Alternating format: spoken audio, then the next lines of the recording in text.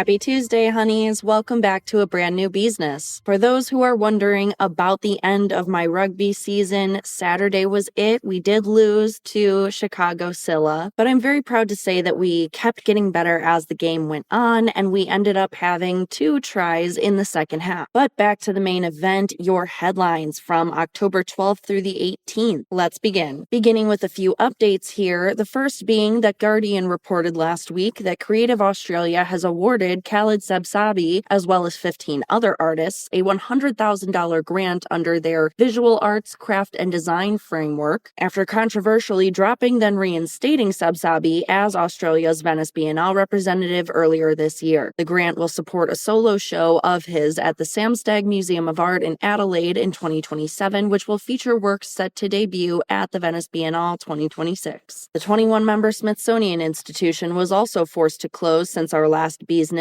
due to the continuing government shutdown. We care about that because, again, they have repeatedly been attacked by the Trump administration, and this closure for the foreseeable future is another big blow to the institution. Last week also saw East Tennessee State University cancel its annual exhibition of politically themed artwork. The Fletcher exhibit of social and politically engaged art, organized by the family of Fletcher Dyer, who was an art student at ETSU when he died, is held annually at the university's Reese Museum since its founding in 2013, but the exhibit came under intense scrutiny from conservatives during and after the November 2024 presidential election, as we covered. Now, as the art world looked forward to the 2025 edition, we have learned that the Dyer family was told back in February of this year that the exhibition would no longer be hosted by the university's art museum. Fletcher's mother, Barb Dyer, said she asked the museum for an explanation in writing but never received one. She and daughter Carrie told our sources that the institution's rejection of the show was deeply personal for the family, who all graduated from, worked for, or were otherwise affiliated with the university. The family has not yet found an alternative venue, but is exploring options for how to keep the show running. This is yet another headline, honeys, that brings up the question of censorship. Participating artist and subject of Republican ire in 2024 for the inclusion of right-wing figures in his artwork, Joel Gibbs told our sources in an email, quote, that he sees the school's decision to stop hosting the exhibition as a, inner quote, symptom of university capitulation to the demands of Trump-aligned officials, end quotes. And he was not the only one. Furthermore, beyond being intentionally political to reflect the fact that Dyer's own art was often political, many past participants interviewed by our sources described the event as intimate, equitable, reflective, and community-forming. Megan D., a juror in that criticized 2024 edition, says, quote, what we lost is another space, another community, another place for artists to connect and share work. We also lost some of our freedom of speech, end quote. In other news, we learned that Frank Lloyd Wright's Khalil House has won a landmark status. This Usonian automatic home was designed by the iconic architect and completed in 1957. It's located in Manchester, New Hampshire, and currently owned by the Currier Museum of Art. We noticed the headline, honeys, because it's a bit of a rarity, as one of only 7 Usonian automatic houses built by Wright still in existence, and is, quote, the best preserved of all the Usonian automatic homes, unquote. But the house also, quote, embodies his ambition to design affordable, high-quality housing for middle-class Americans, end quote, according to our sources. So it was a financial accessibility-minded project, because the concept of this architectural style was really allowing people to fabricate and build their own homes through the use of interlocking cast concrete blocks reinforced by steel rods. And this also kind of speaks to a different era of design and a different era of thinking behind design. Last week's headlines also announced that a trove of over 20,000 medieval coins and other goodies was discovered by a man digging for worms in Sweden. The cash, including pearls, rings, and pendants from the early Middle Ages, weighed 13 pounds and was buried in a copper cauldron. It was turned over to archaeologists who are now analyzing the treasures. Most are thought to date back to the 12th century. The why we care here is best put by Sophia Anderson, an antiquarian at the County Administrative Board in Stockholm, who was quoted in a report by Live Science saying that it is probably one of the largest silver treasures from the early Middle Ages that has been found in Sweden, end quote. And a new study publicized last week confirms that the Easter Island Moai statues were once walked to their platforms. Published in the Journal of Archaeological Science, the study by Carl Lipo of Binghamton University and Terry Hunt of the University of Arizona scientifically proved the accuracy of the oral traditions of Easter Island's indigenous Rapa Nui people. It hypothesized that the 92-ton statues were transported facing upright with movers using using ropes to quote-unquote walk the moai across the island and onto their ahu, or platforms. This new paper addresses critiques of earlier rudimentary field tests by Lipo, proving that it was possible with fresh three-dimensional modeling of the statues' physics, as well as new field tests that recreate the walking motion using rope-hold rocking. Lipo and Hunt also examined the roads that the statues would have been walked along, transported along, and found that the concave shape of them, the about 2 to 3% slope, would have helped limit excessive rocking movement during vertical transport. The researchers think that carvers would cut away rock from the front of the statues on arrival, thus erasing that lean used to move them. Doing so would also shift the center of the mass to the base area, making it easier to place the moai in an upright position once they reached their predetermined destination. This is a really neat and unusual case, therefore, of Western science being used to prove the truth of indigenous knowledge, not something we see every day. The art newspaper also reported last week that a Black Artists Matter street mural, as well as a rainbow crosswalk in Austin, are at risk of removal as Texas Governor Greg Abbott ordered the state's Department of Transportation to enforce and comply with President Trump's directive against DEI initiatives and, quote, remove any and all political ideologies, end quote, from the streets. We noticed the headline because of the very strong response from Austin's mayor, Kirk Watson, in proposing a plan to put similar artworks and displays on alternative city-owned property. He went on to say, quote, we'll demonstrate our love for all Austinites in other ways. We have a lot of pride, we'll live it, and we'll show it, end quote. Last week also saw two climate activists deface a Christopher Columbus painting on the day marking his arrival to the Americas. Per reports from El Confidencial and El País, two women activists from the group Futuro Vegetal were arrested on October 12th after throwing biodegradable red paint on Jose Garnelo's 1892 first tribute to Christopher Columbus, located at the entrance of the Naval Museum in Madrid. The activists also unfurled a banner reading, quote, October 12th, nothing to celebrate, eco-social justice, end quote. The paint damaged the left portion of the work itself and its gilt frame. Museum security then detained the activists, who were later taken for questioning on charges of crimes against cultural heritage. Both are still in custody as of October 14th. And we care about this headline, honeys, because it raises the debate over celebrations of Christopher Columbus and outcomes of this sort of activism. We've seen courts across the world cracking the whip on this form of protest, with judges doling out months and years-long prison sentences to demonstrators. And our sources for today acknowledge that while the holiday, known as the National Day of Spain, marking the moment in 1492 when Columbus's expedition landed on an island in the Americas under the Spanish flag, it's a grand celebration in the Spanish capital of Madrid and the nation at large, but it's also a source of contention across the Spanish-speaking world. Critics of the celebrations argue that Spain should more openly acknowledge that Columbus's legacy includes the death of tens of millions of indigenous people and the enslavement of countless more at the hands of Europeans. They suggest a model like Mexico's Day of the Pluricultural Nation or Argentina's Day of Respect for Cultural Diversity. Our sources' attention and ours was also drawn to historical parallels by the fact that on Sunday, some 20 activists from Maria Palestina staged a sit-in around Picasso's Guernica at the Reina Sofia Museum in Madrid, demanding an end to the genocide in Gaza. Futuro Vegetal themselves, according to our sources, quote, decried any celebration of Columbus's legacy, calling for an end to the, inner quote, glorification of colonization and genocides, both historical and current, and all quotes. And in a case of much less well-intentioned vandalism last week, police have arrested a 26-year-old Atlanta resident by the name of Brent Jones for allegedly urinating on and damaging a memorial site near Martin Luther King Jr.'s crypt in Georgia on the morning of Saturday, October 11th. After urinating on it in an attempt to put it out, he allegedly stomped on the eternal flame, which, according to the organization's website, represents King's vision for, quote, a world of justice, peace, and equality of mankind, end quote. Even though our sources said the eternal flame had suffered, quote unquote, significant damage, the King Center's statement characterized the incident as, quote unquote, minor and said there was minimal damage to the memorial. Jones has been taken into custody at the Fulton County Jail and is being charged with second-degree damage to property, criminal trespassing, public indecency, and obstruction of law enforcement. And an obituary from last week, artist Drew Struzan, known for Star Wars and Harry Potter among other movie posters, passed away at age 78. His wife, writer Dylan Struzan, announced the passing on October 13th after a years-long battle with Alzheimer's on Instagram, writing, quote, daily he tended the flame, reviewing the paintings of those he long admired, Van Gogh, Gauguin, Cézanne, the Impressionists who fought diligently against the status quo, end quote. Last week also saw the arts sector taking new steps to push back in calls for resistance and the revival of a free speech speech group. The first, a project called Fall of Freedom, will take place from November 21st to 22nd and is described in a mission statement as a series of actions, quote, independently organized yet united by the shared value of standing against fascism, end quote, with purposefully loose guidelines for where and how to participate, saying, quote, no effort is too big or too small, whether you're running a 10,000-seat venue or a small high school library, end quote. Suggested examples of creative actions listed on the project's website range events that President Trump has derided as quote-unquote anti-American propaganda, from public readings of banned books to organized drag story hours. The participants are encouraged to register their event for inclusion on a national map for all to see and share. Said visual artist Jenny Polak, one of the project's initiators, quote, we just really wanted to highlight the double meaning of the loss of freedom with the taking back of freedom, end quote, in the title. Notable participants include visual artist Dred Scott, playwright Lynn Nottage, and dozens of other leading cultural luminaries. And in case any of the honeys want to participate in a pre-organized event, the Dallas Contemporary and the Public Theater in New York have signed on. The Institute of Contemporary Art in LA will host a Wear Your Rights silk screening workshop on November 21st, and New York's Leslie Lohman Museum of Art plans to turn one of its galleries into a library of books dedicated to the role of queer art activism and how it continues to play into the fight against censorship and discrimination. At the same time, actress Jane Fonda revived the Committee for the First Amendment, which fought against the censorship of cultural workers during the McCarthy era, with hundreds of cultural workers signing on. She'd made the announcement on October 1st in the wake of the brief suspension of Kimmel's late-night comedy show over his remarks over Charlie Kirk. The anti-censorship group originally formed in 1947 and included her father, actor Henry Fonda. The group has stated that the committee's focus will be on defending free speech and resisting censorship with quote-unquote non-cooperation and quote-unquote non-violence in the face of the Trump administration, which the committee said is, quote, engaged in a coordinated campaign to silence critics in the government, the media, the judiciary, academia, and the entertainment industry, end quote. That star-studded list of signatories includes Billie Eilish, Cynthia Nixon, Barbra Streisand, painter Jodi Udall, filmmaker Kathy Brew, and Emmy Award-winning cartoonist Joe Wass. And these efforts are so significant, honeys, because they're all being done to fight rising authoritarianism. As we've been reporting on all year, the Trump administration has intervened repeatedly in the operations of prominent cultural institutions across this country, with the expressed and stated purpose of realigning them to the values of his political party. Wass himself said, quote, art speaks truth, entertainment has the ability to speak that truth to the masses. We are fighting for our lives and our livelihoods, but we are also fighting to maintain those hard-won freedoms for future generations of artists and creators, end quote. According to French officials and a New York Times report, professional thieves stole jewels of quote-unquote incalculable value in a brazen daylight robbery at the Louvre Museum in Paris on Sunday, leading it to close briefly. Interior Minister Laurent Nunez told France Inter Radio that the thieves struck at around 9:30 a.m., or about a half hour after opening, breaking through a window of the Galerie des Papillons, the grand first-floor gallery that houses France's crown jewels. The group then smashed open 2 display cases and escaped on scooters within minutes. 10 minutes, according to both Le Parisien and Le Monde. My personal immediate question is, why were the most valuable jewels in a first-floor gallery? But anyway, although forensic teams are still confirming what exactly is missing, we know that the 9 pieces reportedly stolen included a necklace, a brooch, and a tiara thought to have belonged to Princess Eugenie, plus several pieces from an early 19th century set belonging to Queen Marie Amelie and Queen Hortense. But they did find one damaged crown believed to be the Empress's outside the gallery. Police said that no one was injured in the raid and that, quote, all means are being implemented to recover the loot, end quote, while the Louvre said it remained closed Sunday to, quote, preserve traces and clues for the investigation, end quote. The headline's a pretty big deal, honeys, because the French are pissed on principle. This is a political outrage response that we're seeing from them. The incident also highlights the growing security concerns of employees at France's most visited museum. Remember that the Louvre staff walked out over understaffing and security and safety concerns in June of this year. It also draws attention to what our sources called a wave of French museum thefts in recent months. Meanwhile, Caja Granada Foundation, a cultural center and museum in the south of Spain, said that its staff discovered that Picasso's miniature gouache painting, Still Life with Guitar from 1919, was missing from a shipment of private collection items from Madrid meant for an exhibition opening in Granada October 9th. The work is reportedly worth 600,000 euros, or about 700,000 US dollars. The museum spokespeople said they filed a report of the disappearance with the national police and, quote, have made all our resources available for the investigation, location, end quote. The Spanish newspaper El País reported that 2 individuals were on board the delivery van and they stopped overnight not far from Granada, so maybe it was taken along the way, but no one has been arrested yet. For now, the police are focused on determining exactly when and where the work disappeared or if the painting was even initially confirmed to be inside the delivery van. And finally, a bit of good news, 5 18th century snuff boxes that were stolen from Paris's Cognac J Museum have been recovered. Paris Musées, an organization that manages several of Paris's city museums, announced the return of the objects last week that had been taken last November while they were on temporary loan for an exhibition of precious miniature objects by the Louvre, Britain's Royal Collection, and the Rosalind and Arthur Gilbert Collection. Finally, that police investigation has paid off. And Emmanuel Peritin said last week that his eponymous gallery is relocating October 1st after 6 years in its current spot back to Hong Kong's business district, where he first set up shop in Asia in 2012. They aim to, quote, enhance accessibility and reduce operational costs, end quote, with that move. But we noticed it because it pointed out how the major city gallery scene is in flux internationally. Pace announced last week that it will close its Hong Kong location by the end of October. New York and London have also seen a string of high-profile closures this year. So has Los Angeles, for that matter. All of this shifting around tells us that the global art market continues to struggle to climb out of the slowdown that began 2 years ago. Which brings us to the news that after 17 years in business, 16 of them in San Francisco, the Altman Siegel Gallery has announced that it, quote, has become too difficult for a gallery this size to scale in this climate, end quote, and thus will close on November 22nd, quote, with both pride and sadness, end quote. Again, this closure coincides with the announcements of several others, and local independent curator and writer Natasha Boas told Hyperallergic, quote, programs such as Altman Siegel's do not exist in our city and perhaps may no longer exist in the art world writ large, which is steeped in the transactional and will be greatly missed, end quote. In more uplifting news, we learned that India is planning its first Venice Biennale pavilion in 7 years. Indian Union Culture and Tourism Minister Gajendra Singh Shekhawat announced Friday that emerging artists from the indigenous tribes of India will represent the country at the upcoming VB, while speaking at a conference dedicated to conservation and tribal arts. The nation is home to around 700 officially recognized ethnic groups with distinct cultural customs and artistic expressions, which means this is an incredible opportunity for diversity and interconnections in the art of that pavilion. We noticed the headline for that specific reason, honeys, but also the fact of any participation. India has had an inconsistent presence at the 125-year-old exhibition, despite being the most populous country in the world. Their first national pavilion appeared in 2011 and the second in 2019, though they haven't had their own pavilion at the famed fair since, though individual artists have sometimes been featured in other ways. That lack of presence has gotten the nation increasing criticism from the international art world, our sources say, given recent and high-profile developments in its art infrastructure. Quote, India boasts one of the fastest rising collector bases, and some of its wealthiest patrons are gearing up to open new art institutions, further driving global interest in the South Asian art market, end quote. We also learned that London's Courtauld Gallery received a historic $40 million or 30 million pound donation from the Rubin Foundation, set up by billionaire brothers and real estate moguls David and Simon Rubin. The headline deserved a moment of our time because that is the largest donation the gallery has received in its 93-year history, according to our sources. We were also excited to hear that Ireland is making its basic income for artists program permanent 3 years after the trial launch. The current program began in 2022 and is set to end in February after a 6-month extension agreed to earlier this year. It was launched to support the arts sector following the pandemic, during which many artists suffered disproportionate income losses. Artists selected for one of the 2,000 spots receive a weekly payment of approximately $375 or about $1,500 per month. The eligibility criteria have not yet been announced, though applications are set to open in September of 2026. The announcement of the program becoming permanent, though, follows the release of an external report by UK-based consultants Alma Economics, which found that the pilot cost 72 million euros to date, but generated nearly 80 million euros in total benefits to the Irish economy. The report also found that recipients' arts-related income increased by more than 500 euros per month on average, and reliance on other social programs declined. The positive outlook for the future of the program was also boosted by the results of a public survey on the scheme released by the government in October, which found that 97% of Irish respondents support the program. They just differ on the selection criteria. We care about this headline, honeys, because this is proof that universal basic income could be a viable answer for supporting the arts. That is, after overall what this program is, and UBIs have become increasingly mainstream, if not widely implemented, in recent years. Many universal basic income advocates have cited Ireland's program as evidence that the model works, and that is likely why it is being permanently implemented. Also last week, Jory Finkel, writing for the Art newspaper, drew our attention to the fact that the Ruth Asawa MoMA show is, in terms of included object count, quote, the largest show ever dedicated to a woman artist, end quote, at that institution. The traveling retrospective, coming from the San Francisco Museum of Modern Art, will open on October 19th and contains 376 works. And we noticed this headline, honeys, because it's very strange to me that they aren't advertising this, even though MoMA has confirmed it. I am among many asking why this is not being celebrated, and if we get an answer, I'll report back. Another surprising headline from last week, European private credit manager Pemberton Asset Management has acquired Bonham's auction house from the private equity firm Epirus for an undisclosed amount. Epirus first floated the sale of Bonham's in 2023, seeking $1 billion for the 232-year-old auction house, whose total revenue topped $1 billion